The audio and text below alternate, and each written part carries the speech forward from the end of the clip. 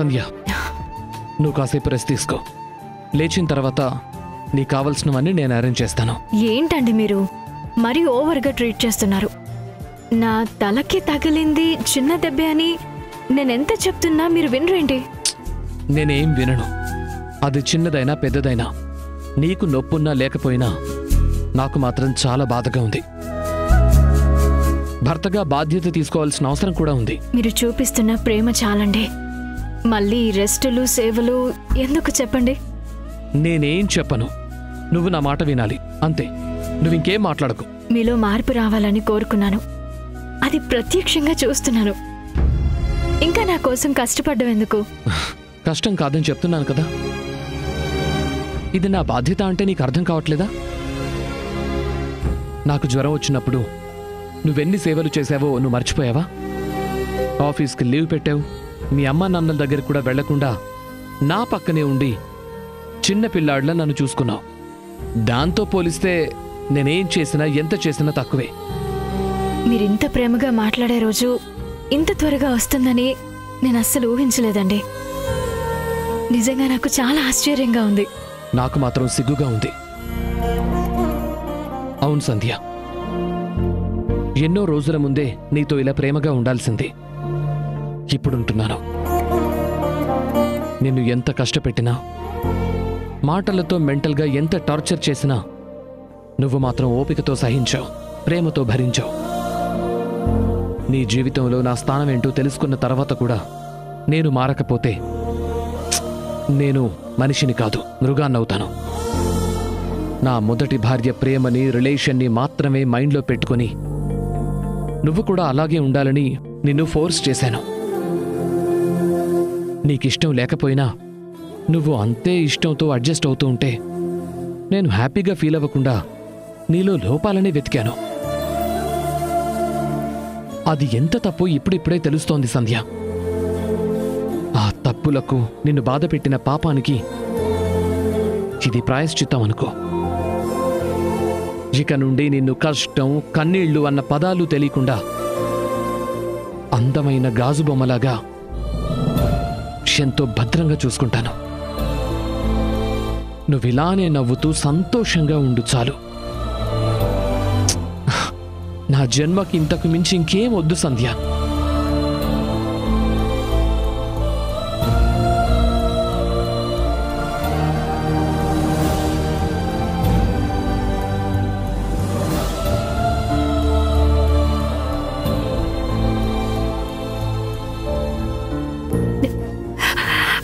ఇదిగో, ఇలా నువ్వు మాటి మాటికి ఎమోషనల్ అయి హగ్గులు ఇచ్చేస్తే తలనొప్పి వస్తుంది సంధ్య. బాధకి, స్ట్రెస్కి తలనొప్పి వస్తుందేమో కానీ ఇంత ప్రేమని ఫీల్ అవ్వడం నా వల్ల కాదండి. ఇదిగో, లాజిక్లు మాట్లాడకుండా కాసేపు రెస్ట్ తీసుకో. లేచిన తర్వాత మళ్ళీ మాట్లాడుకుందాం, సరేనా?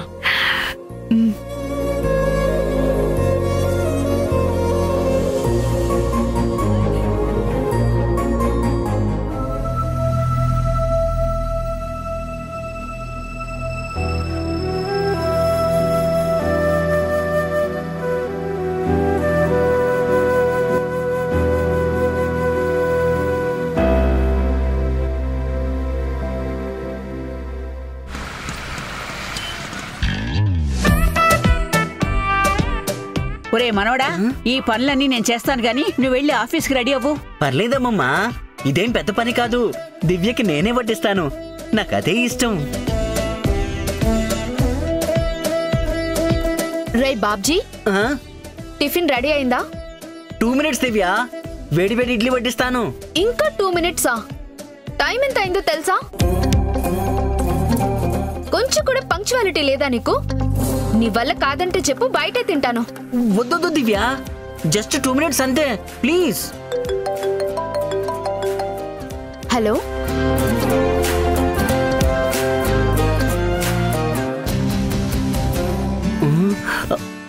ఇడ్లీ ఉడికిపోయి ఉంటాయి, నేను వెళ్ళి తీసుకొస్తాను.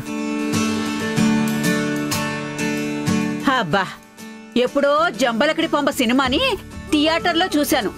ఇప్పుడు ఇదిగో ఈ ఇంట్లో చూస్తున్నా.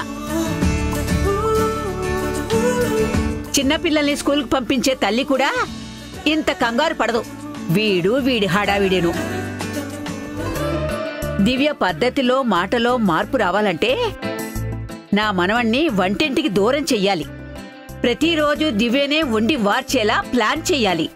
ఏం చెయ్యాలి? ఆ? ఆ? ఉమ్. ఉమ్.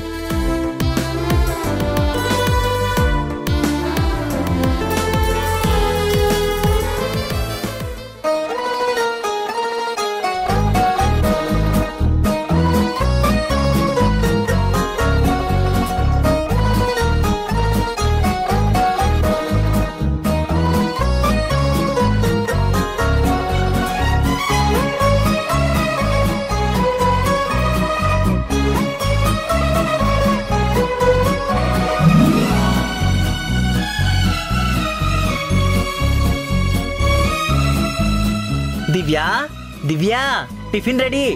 నేను మళ్ళీ చేస్తాను.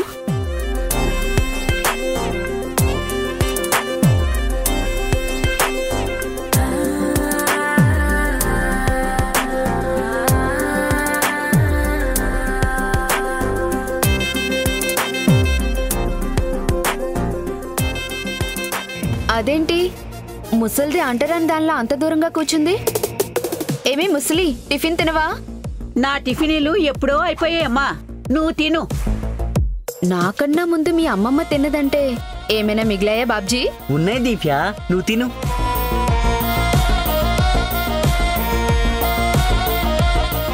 ఆ?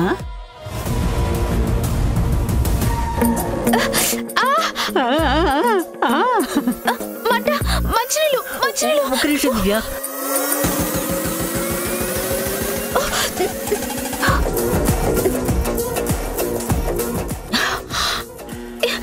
ఇంత కారం వేసావేంట్రా?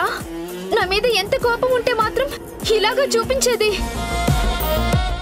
లేదు దివ్యా, ఉప్పు కారం సరిగ్గా చూసి వేసేనే. పోనీ ఇది టేస్ట్ చెయ్యి.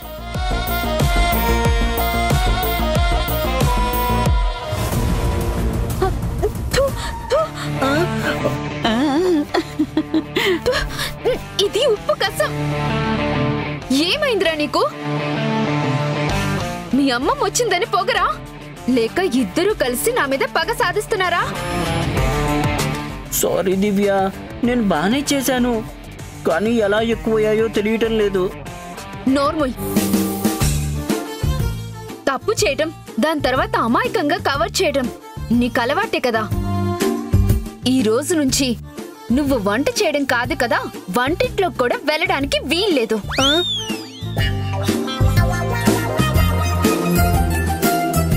పోనీ నేను చేయనా దివ్యా? వద్దు, నేనే చేస్తాను.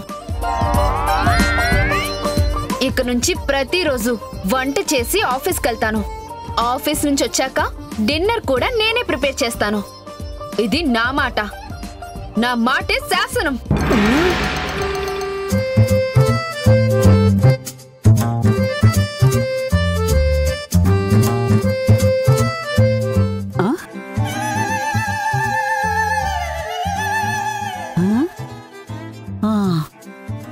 ఏమైంది ముసలి?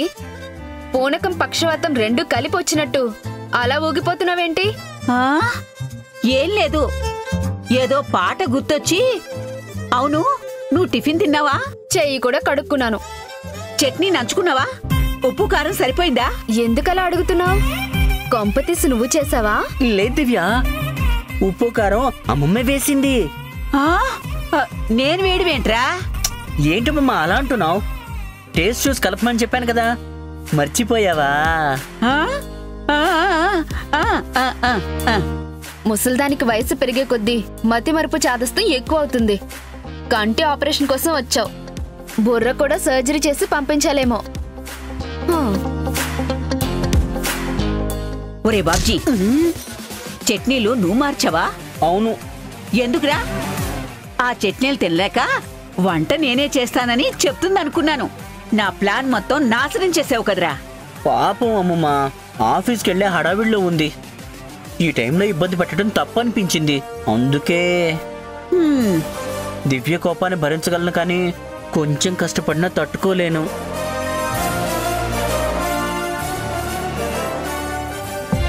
పిచ్చి సన్నాసి పెళ్ళాం మీద ఎంత ప్రేమ పెంచుకున్నాడో. ఇలాంటి వాణ్ణి ఎప్పుడు అర్థం చేసుకుంటుందో ఏంటో.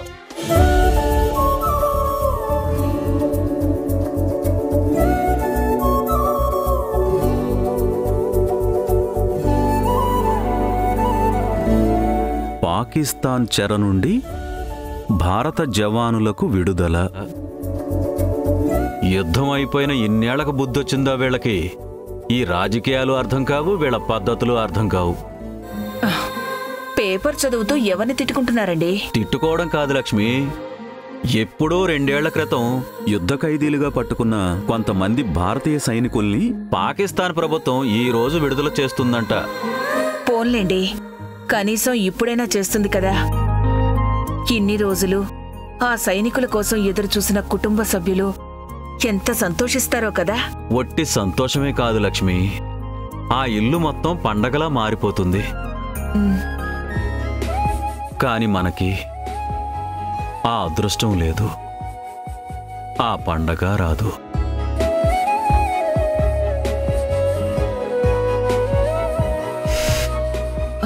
ఓహ్, కాఫీ తీసుకోండి.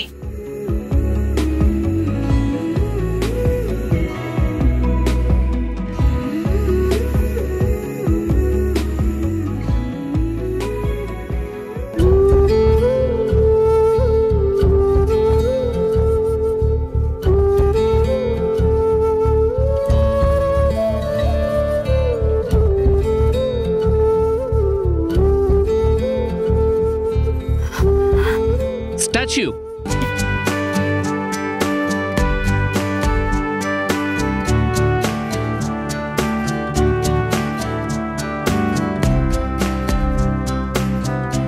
ఈ రోజు నుంచి నీకు 1 వీక్ ఫుల్ రెస్ట్.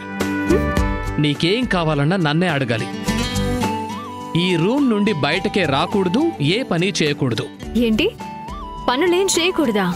అవును, అన్ని పనులు నేనే చేస్తాను.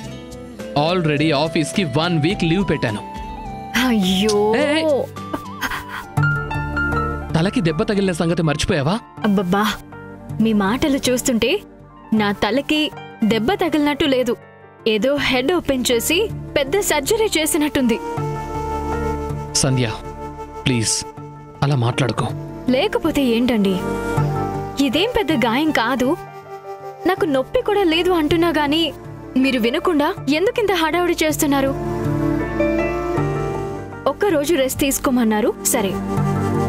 వారం మొత్తం గదిలో నుండి బయటికి రాకుండా ఉండాలంటే ఎలా అండి? అది సరిపోనట్టు పనులన్నీ మీరే చేస్తానంటారేంటి? సంధ్య, నీకు నొప్పిని భరించే గుణం ఉంది.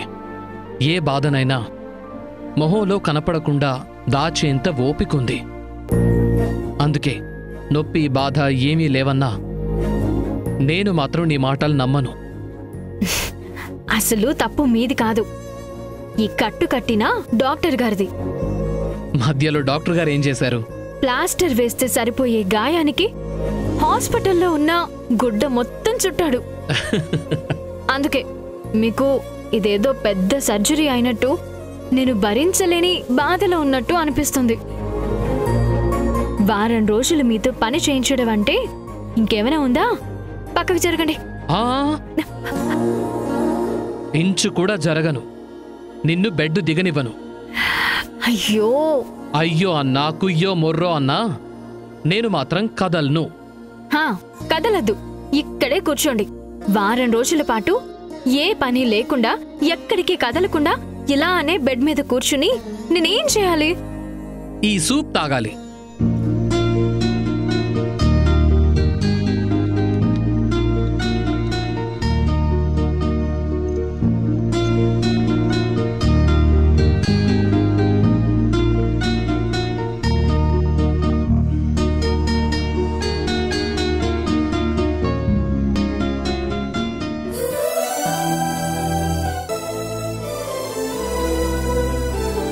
మీరు మీ పనులు చూస్తుంటే నిజంగా నేను పేషెంట్ని అన్న ఫీలింగ్ కలుగుతుంది. సంధ్య, ఇంకొకసారి ఆ మాట అన్నావంటే బాగో చెప్తున్నాను. నన్ను బెడ్రూమ్ నుండి కదలొద్దని మీరు మాత్రం ఊరంతా తిరిగి రావడం బాగుందా? ఏంటి, నేను తిరిగొచ్చానా? కాదా మరి? 3 గంటల నుండి కనిపించడం లేదు. ఫోన్ చేస్తే లిఫ్ట్ చేయడం లేదు.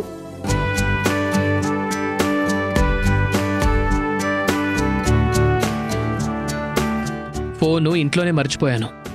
ఫోన్ కూడా మర్చిపోయి ఎక్కడికి వెళ్లారు?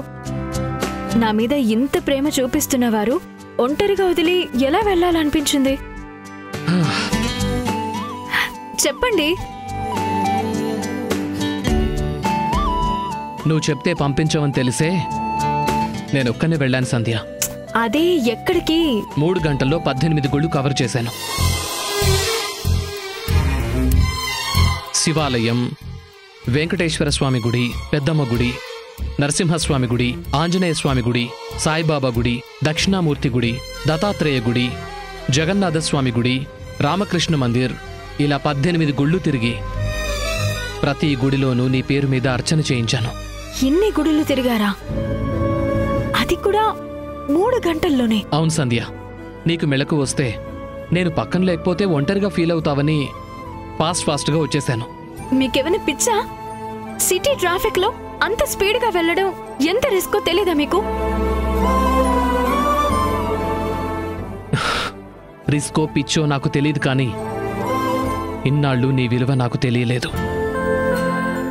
దివ్య, బాబ్జీ కలిసి నిన్ను తలకి కట్టుతో తీసుకొచ్చారు చూడు, అప్పుడే నాకు అర్థమైంది నువ్వు నా ప్రాణమని.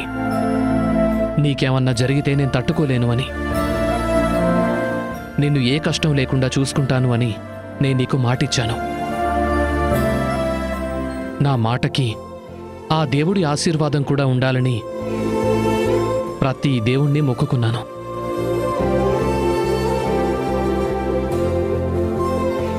ఇదిగో, ఇది అమ్మవారి కుంకుమ.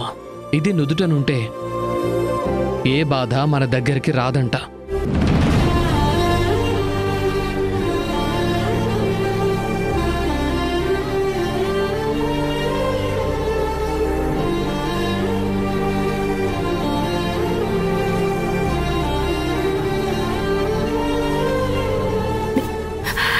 ఏమండి,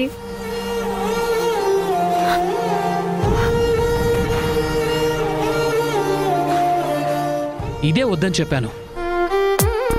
ఈ కన్నిటి కారణం సంతోషమైనా కూడా నీ కళ్ళు తడవడం నాకస్సలు ఇష్టం లేదు. నా మీద ప్రేమ పెరగడమే కాదు, సెంటిమెంటల్గా కూడా తయారవుతున్నారు. ఇంకా నయం, మెంటల్ గార్డ్లా మారిపోతున్నాను అనలేదు. మీరు నిజంగానే మెంటల్. నిజంగా నాకు మెంటలే సంధ్య. ఆ మెంటల్కి కారణం నువ్వే.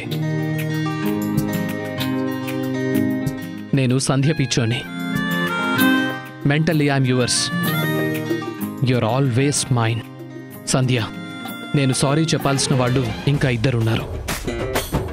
మీ అమ్మా నాన్న, నా ఆంటీ అంకుల్. ఆ ఇంటిని ఎలాగైనా అమ్మేయాలన్న స్వార్థంతో నీతో పాటుగా వాళ్ళని కూడా చాలా బాధ పెట్టాను. అందుకే మనస్ఫూర్తిగా వాళ్ళని క్షమించమని అడగాలి. ఒకసారి ఫోన్ చేసి మాట్లాడతాను. ఫోన్ ఎందుకండి, డైరెక్ట్గా వెళ్దాం.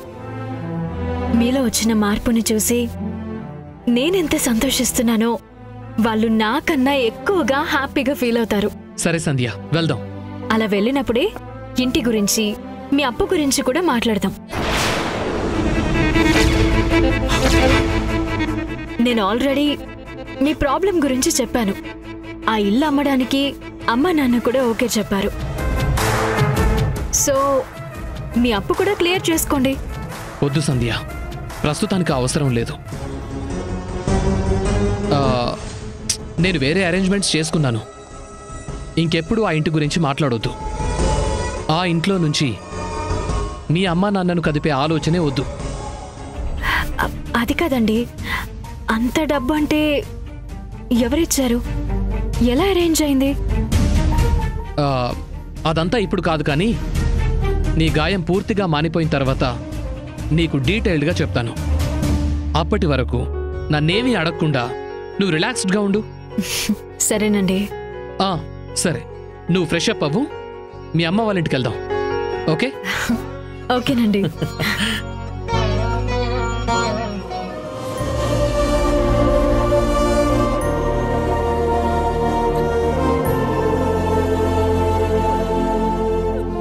న్యూసా?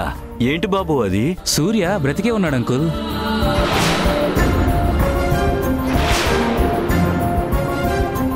సూర్యతో పాటు దూరమైందనుకున్న ప్రేమని ఆకాశ్ రూపంలో దక్కేలా చేశావు.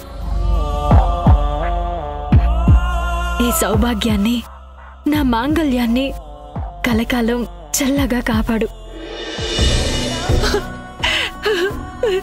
సూర్య, మా కోసం మళ్ళీ వచ్చావు.